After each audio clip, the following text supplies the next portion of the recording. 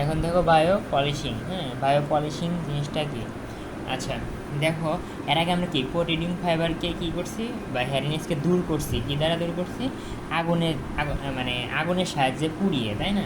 তো তার মানে দেখো আমার উদ্দেশ্য একই।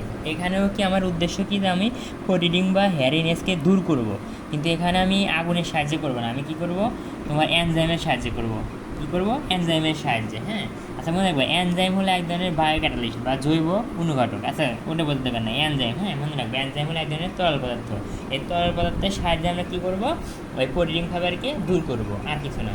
দেখো আগে মানে আমি বলি, তার মানে কি, আমার সারফেস থেকে মানে প্রোটিন ফাইবার দূর করার উপায় কিন্তু দুইটা, একটা হলো সিনজিং আর একটা কি বায়ো পলিশিং। হ্যাঁ, বায়ো পলিশিং মানে বায়ো পলিশিং আর সিনজিং দুইটার উদ্দেশ্য একই, যে প্রোটিন ফাইবারকে দূর করা, কিন্তু পদ্ধতিগত আলাদা আছে। একটা সিনজিংয়ের ক্ষেত্রে আগুনের সাহায্যে দূর করি, কিন্তু এর ক্ষেত্রে কি এনজাইমের সাহায্যে দূর করি। তার মানে এনজাইমের সাহায্যে প্রোটিন ফাইবারকে দূর করার প্রক্রিয়াকে বলা হয় বায়ো পলিশিং।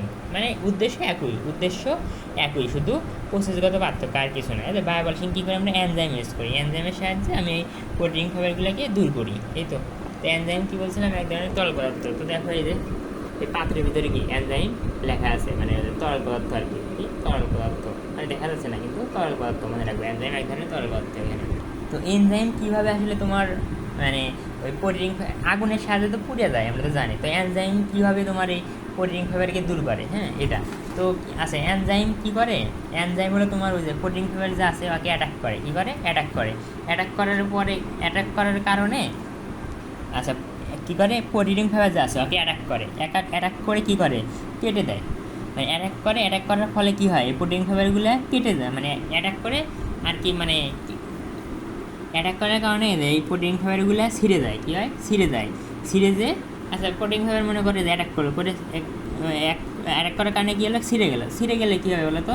এবারে মনে করো আমার এটা হলো আমার এই এয়ার প্রোটিন ফাইবারকে যখন অ্যাটাক করবে, মনে করে যে একদম এই গোড়াতে অ্যাটাক করলে কী হবে? এর ছিঁড়ে যাবে, একদম ছিঁড়ে পড়ে যাবে, মানে থেকে একদম ছিঁড়ে পড়ে যাবে। তার মানে এটা মনে করে অ্যাটাক করছে, এই প্রোটিন ফাইবারটা পড়ে মানে কী হয়েছে? পড়ে গেছে, মানে এই থেকে একদম মানে বা ফ্যাব্রিক মূল বডি থেকে কি ছিঁড়ে আলাদা হয়ে গেছে, ছিঁড়ে কী হয়েছে? আলাদা হয়েছে, মানে সরে এটা মনে করো এখানে ছিল, ছিঁড়ে একদম নিচে পড়ে গেছে, এরকম নিচে পড়ে গেছে। তার মানে ছিঁড়ে গেলে কি এই প্রোটিন ফাইবার কি ইয়ানের সাথে থাকলো না, তার মানে কি দূর হয়ে গেল। অর্থাৎ কী করে? এই এনজাইমের কাজ হলো প্রোটিন ফাইবারকে অ্যাটাক করলে ছিঁড়ে পড়ে যায়। কী হয়? ছিঁড়ে পড়ে যায়। অনেকে আবার বলে যে মানে আর কি খেয়ে নেয়। যাই হোক, আমি দেখলাম যে এটাই বললো যে ছিঁড়ে যায় আর কি। যাই হোক, অ্যাটাক করার পরে না এই প্রোটিন ফাইবারগুলো ছিঁড়ে যায়, ছিঁড়ে যায় নিচে পড়ে যায় আর কি। ছিঁড়ে মনে করো নিচে পড়ে যায়, নিচে পড়ে গেলে তো আর আমার ইয়ানের সাথে থাকলো না, ইয়ানটা ফ্যাব্রিকের সাথে থাকলো না। আমি তো এটাই চাচ্ছি যে ও যেন মানে প্রোটিন ফাইবার যেন ফ্যাব্রিকের সাথে না থাকে, এই তো। এইভাবেই তার মানে অ্যাটাক করলে এসে এখন দেখো এটা হলো তোমার কি ইফেক্ট অফ এনজাইম ইন বায়োপলিশিং। তাহলে বায়োপলিশিংয়ে পলিশিংয়ের ক্ষেত্রে এনজাইমের কাজটা কি, যে প্রোটিন ফাইবারকে অ্যাটাক করা। আর প্রোটিন ফাইবারকে অ্যাটাক করলে কী হবে? প্রোটিন ফাইবার ব্রেক্স মানে ভেঙে যাওয়া, ছিঁড়ে যাওয়া, একই জিনিস। হ্যাঁ, তো ছিঁড়ে যায় ফ্রম দ্য মেইন বডি, মানে বডি থেকে ছিঁড়ে যায়। এইভাবে তোমার কি হয়? মানে ইয়ান বলো বা ফেব্রিক বলো, ওটা থেকে প্রোটিন ফাইবারগুলো দূর হয়ে যায় আর কি। দেখো ব্রেক মানে ভেঙে যাওয়া প্রোটিন পদার্থের ক্ষেত্রে। আর যদি আমি ব্রেক শব্দটা মানে সুতার ক্ষেত্রে ইউজ করি বা এরকম জিনিসের ক্ষেত্রে ইউজ করি, তখন ওটা দ্বারা ছিঁড়ে দেওয়া বোঝায়। আচ্ছা এখন দেখো এই মানে বায়ো পলিশিং জিনিসটা করে কেমন? আসলে কিছুই না, মানে ডাইংয়ের মতোই। মনে করো আমি কি করব? এনজাইম নিব, সাথে আমি কিছু ওয়েটিং এজেন্ট বা হাবি দাবি কিছু একটা নিয়ে ওই যে ডাইংয়ের মতো নিয়ে একটা দ্রবণ তৈরি করব, করে ওই দ্রবণের ভিতরে কি ফ্যাব্রিক দিয়ে কিছুক্ষণে মনে করো 40 থেকে 60 মিনিট রাখবো, এই 40 থেকে 60 ডিগ্রি সেলসিয়াস তাপমাত্রায়। হ্যাঁ, তাপমাত্রায় রাখার পরে কিছুক্ষণ পর দেখবো যে আমার ওই যে কী হয়েছে? এনজাইমের কারণে আমার ওই প্রোটিন ফাইবারগুলো দূর হয়েছে। তো আমি তোমাকে ভিডিওটা দেখাই, তো দেখো এই যে কেমিক্যালগুলো যে দেখতেছো, হ্যাঁ ওইগুলো কেমিক্যাল আর কি মিশে একটা দ্রবণ তৈরি করবে আর কি।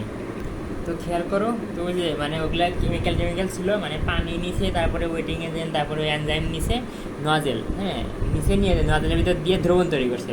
মানে আমরা ডাইং যেভাবে করি দ্রবণ তৈরি করছে, করে এই যে দ্রবণের ভিতরে কী বলো তো, এই যে ওখানে ফ্যাব্রিকটা এর ভিতর দিয়ে এই নজেলটা এখন ওই যে মেশিনের ভিতর দিয়ে তোমার ওই 60 মিনিট রাখবে, আমরা যেভাবে ডাইনিং যেভাবে করি, মনে করো 60 মিনিট রাখলো, তাপমাত্রা রাখলো কত 60°C, এই তো হয়ে গেলাম। তারপরে কী করবে যে আগে মানে আমার ডাইনিংয়ের মতোই ওই যে মেশিন থেকে বের করবে, নজলটা বের করবে, করে পানি দিয়ে ধুয়ে নিবে, শেষ। এটা হলো কাজ। হ্যাঁ, তার মানে কিছুই না, জাস্ট ওই যে ওই সব কেমিক্যাল দিয়ে দ্রবণ তৈরি করলো, পানি টানি দিয়ে কেমিক্যাল দিয়ে দ্রবণ তৈরি করলো, করে ওর ভিতরে এখন এই ফ্যাব্রিকটা দিবে, দিয়ে ওই এই নজেল, হ্যাঁ এই নজেলটা কী করবে ওই মানে মেশিনের ভিতর তোমার মানে মেশিনের ভিতরে রেখে দিবে। হ্যাঁ, মেশিনের ভিতরে রেখে দিলে কয় ডিগ্রিতে রাখবে, ওই 60°C রাখবে 60 মিনিট। তাহলে তোমার কী হয়ে যাবে, একটু পর দেখা যাবে যে ওই যে বায়োপলিশিং হয়ে গেছে, মানে ফ্যাব্রিক থেকে কোটিং ফায়ারগুলো দূর হয়েছে। এই তো এখন আরেকটা কথা হলো, দেখো বায়োপলিশিং তুমি কয় মিনিট করলা, 60 মিনিট করলা 60°তে। এখন বায়োপলিশিং যদি বেশিক্ষণ করো, হ্যাঁ মনে করো 60 মিনিট করলে তোমার কী হবে বলো তো, এই কোটিং ফায়ারগুলো রিমুভ হয়ে যাবে।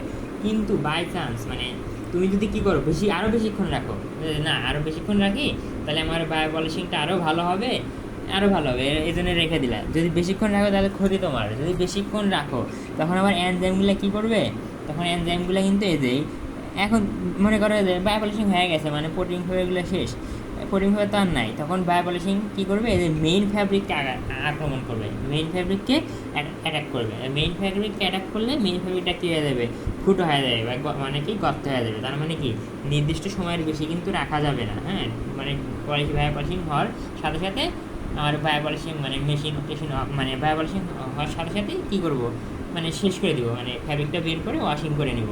আমি যদি বেশিক্ষণ যদি মেশিনের ভিতরে রাখি তাহলে কিন্তু আমার কি ওই তখন কী করবে, ওই এনজাইমগুলো মেইন ফ্যাব্রিককে অ্যাটাক করবে, আর মেইন ফ্যাব্রিককে অ্যাটাক করার কারণে মেইন ফ্যাব্রিকটা ফুট হয়ে যাবে। তো এখান থেকে আরেকটা গুরুত্বপূর্ণ কোশ্চেন হলো, আমরা তো জানি যে বায়োপলিশিং করা হয় সাধারণত 60°C তাপমাত্রায়, কিন্তু বায়োপলিশিং 60° করার পরে তাপমাত্রা কততে তুলতে হয়, 80-তে তুলতে হয়। কতটা তাপমাত্রা তুলতে হয়, 80 60°তে তোমার বায়োপলিশিং হয়েছে, হওয়ার পরে কী করতে হয়, তাপমাত্রা মানে এই যে এনজাইমেটিক ট্রিটমেন্ট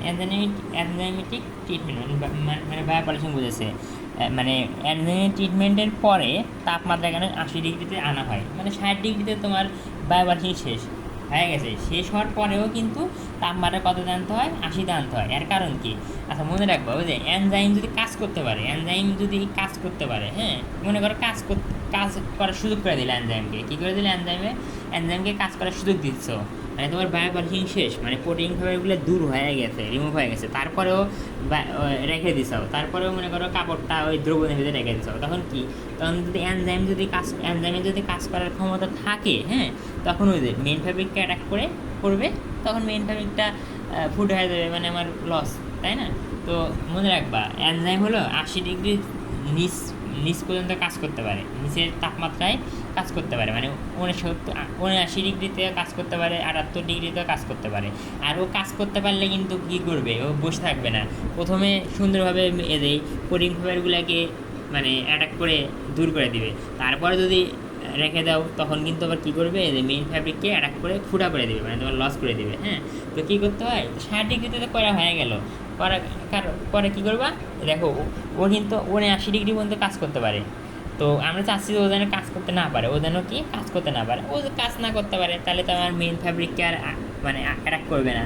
তো মনে রাখবা ওগুলো 80 অথবা তার উপরের তাপমাত্রা, 80 বা তার উপরের তাপমাত্রাতে কাজ করতে পারে না এনজাইম। হ্যাঁ, তো আমরা যদি কোনোভাবে যদি মানে ওই দ্রবণের মেশিনে, মনে রাখবা আচ্ছা মেশিনের ভিতরে কি আমরা দ্রবণ রাখি, তাই না?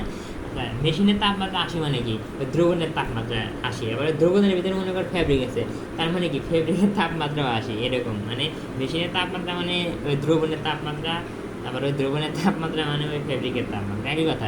তো 60°তে করার পর কী করবো, 80°তে আনবো, যাতে আমার এনজাইম কাজ করতে পারে না, মানে কাজ করতে না পারে। এনজাইম কাজ করতে না পারলে তো মেইন ফ্যাব্রিককে আর অ্যাটাক করবে না, ফলে আমার ফেব্রিকটা ক্ষতিগ্রস্ত হবে না। তার মানে যদি কোশ্চেন আসে যে মেইন মানে এনজাইমেটিক ট্রিটমেন্ট, অর্থাৎ তোমার বায়োপলিশিং হয়ে যাওয়ার পরে তাপমাত্রা কেন 60 থেকে 80-তে আনতে হয়, তো 80-তে আনতে হয় কেন, যাতে এনজাইম আর কাজ করতে না পারে। আমরা জানি যে 80°C তাপমাত্রায় এনজাইম কাজ করতে পারে না, আর এনজাইম কাজ করতে না পারলে আমার ক্ষতি, মানে আমার মেইন ফ্যাব্রিকের কোনো ক্ষতি করতে পারবে না। এনজাইম যেন কাজ করতে না পারে ওই জন্য আমরা 80°C তাপমাত্রা আনি। তার মানে বেসিক কথা কি, যে এনজাইমের কার্যকর ক্ষমতাকে নষ্ট করার জন্য আমরা 80°C তাপমাত্রা আনি আর কি। তো দেখো বায়ো পলিশিং জিনিসটা মানে এটা কিন্তু স্যার পড়াইছে, কিন্তু বায়ো পলিশিং বলে নাই, হ্যাঁ, কিন্তু এই জিনিসটাই পড়াইছে। বায়ো পলিশিং সংজ্ঞা দিবা, তারপরে ইফেক্টটা আগে তো লিখছি, জাস্ট এখানে কপি পেস্ট করবা, স্ট্যান্ডার্ড রেসিপিটা এখানে কপি পেস্ট করে দিবা।